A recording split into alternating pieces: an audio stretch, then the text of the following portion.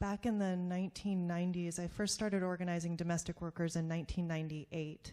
And then domestic work was very much seen as kind of a shadow part of our economy, very much in the margins. So the long hours or unpredictable hours, the lack of job security, the lack of access to a safety net or training and educational opportunities, all of those things, the conditions that define domestic work, today when I look around at the American workforce, those conditions are more and more the norm than ever before.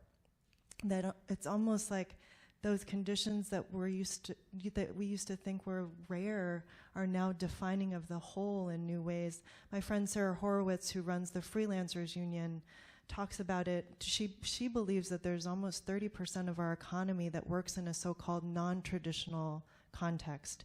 Gig work, independent contract work, self-employed, part-time, temporary, contingent, right? I see people nodding because you all know people who are working in these so-called non-traditional environments. They're actually becoming more and more the norm, but all of our policies, right, our entire safety net, our social contract is organized around a traditional W-2 employment relationship.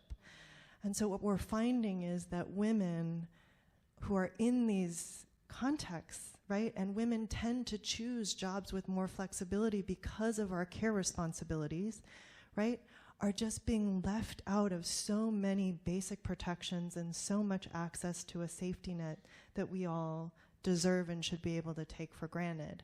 So I think we have to, as women and as women employed, really start to reimagine a framework for the new economy that allows for women in all working settings, independent contractor, contingent worker, all of these different settings, to have access to the safety net and the protections that we know are necessary regardless of where and how you're working.